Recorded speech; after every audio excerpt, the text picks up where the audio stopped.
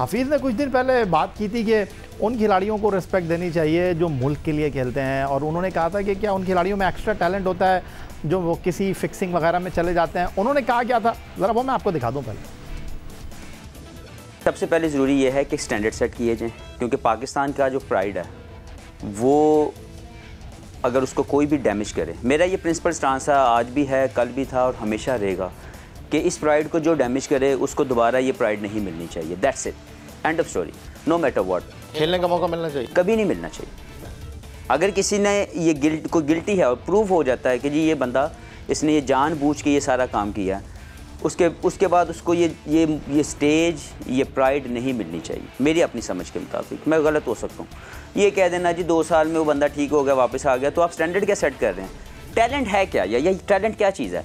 क्या ऑनेस्टी से 18 साल, 20 साल, 10 साल, 15 साल खेलना, इस मुल्क के लिए खिदमत करना, इस मुल्क का नाम रोशन करना, वो टैलेंट नहीं है?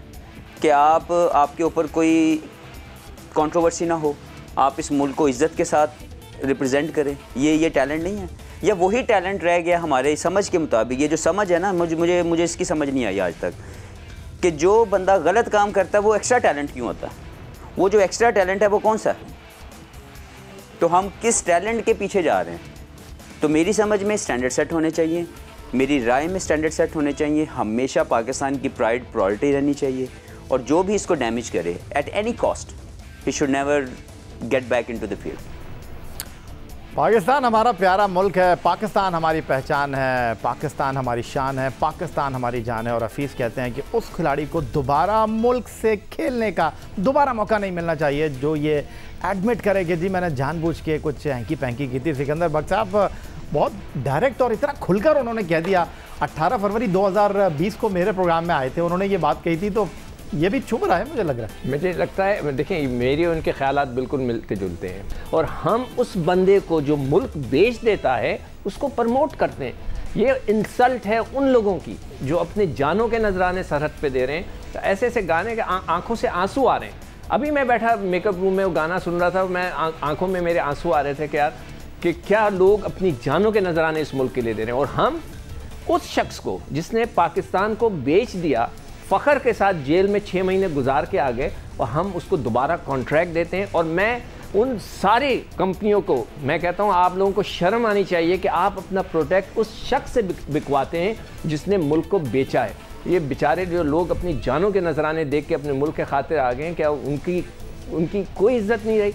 मुझे शर्म आती है। ये बड़ी बात की है हफीज़ ने तो, नहीं, और रहते हुए बात की उन्होंने। बिल्कुल मैं कहता हूँ ये गलत है। ये हमारे इस मुल्क के साथ, हमारे इस मुल्क की मोहब्बत के साथ गद्दारी है। जो तो इकबाल बेग साहब, तो हफीज़ इतना खुलकर जब बात करेंगे तो फिर थोड़ा सा तो फिर डोरियां खिंचेंगी ना? नहीं, बिल्कुल। मैं तो इसलिए हैरान हूँ कि आपने मोहम्मद आमिर को टीम से ड्रॉप कर दिया था, और टीम से ड्रॉप करने के बाद आपने जब हारिस रऊफ़ का जो टेस्ट था, कोरोना टेस्ट का, वो पॉजिटिव आया और आपने उसको आमिर को भेज दिया।